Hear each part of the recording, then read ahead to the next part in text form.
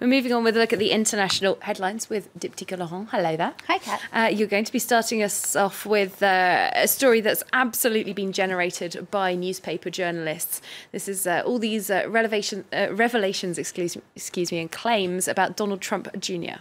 That's right. It was the New York Times that first revealed the story on Saturday, and it's once again the New York Times who are giving this, who is giving us this information that we now have email proof that Donald Trump Jr. knew the Russians could give him dirt on his father's presidential rival, Hillary Clinton. This before he scheduled a meeting with a Kremlin-linked Russian lawyer, Natalia Veselnitskaya. Now, Vox explains that Don Jr. could open himself up to a world of legal trouble because he knowingly went to get dirt on a presidential rival, which may have violated campaign financing law, that he asked for information from a Russian national and sought her out. Well, that could be a, quote, federal crime. And Eugene Robinson writes in the Washington Post that this meeting could be a legal game changer for Donald Trump Jr. And he says it's no surprise that on Monday, Trump Jr. retained a high-powered lawyer.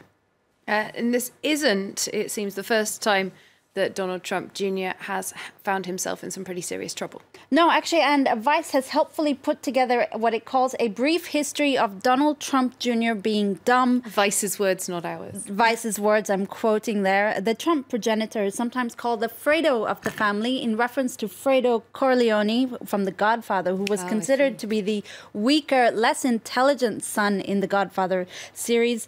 Trump Jr. once, for instance, said he was for gay marriage because it meant more women for him.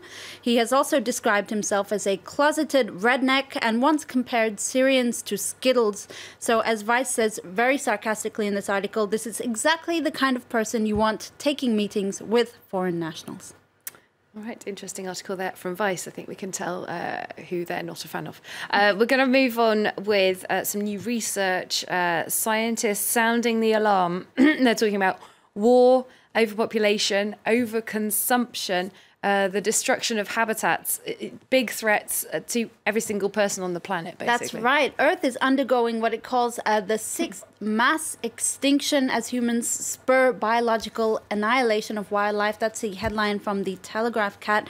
Basically, we have a mere 20 to 30 years to rectify what is this biological annihilation of wildlife due to overpopulation, also the overconsumption of humans, especially rich humans. To give you an idea, they believe as much as 50% of the number of individual animals that once roamed Earth have already disappeared.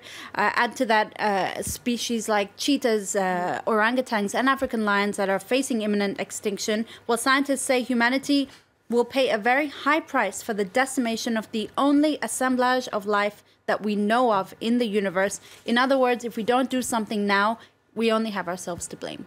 Oh my goodness, that's not very uplifting, is it?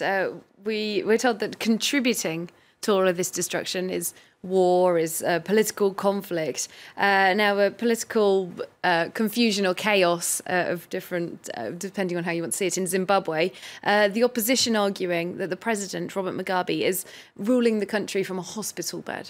Essentially, that's what they're arguing. Now, President Robert Mugabe is very old. He's 93 years old. He traveled to Singapore last Friday to be treated for some medical conditions. It's not the first time that he's been making these trips. And now the opposition are calling for the 93-year-old dictator to retire, essentially saying his time is up now. He needs to retire and breathe some fresh new life into Zimbabwe politics. Mugabe has ruled Zimbabwe since 1980, so that's 37 years since Zimbabwe got its independence. He's vowed to seek re-election in next year's general elections because he can't find a successor.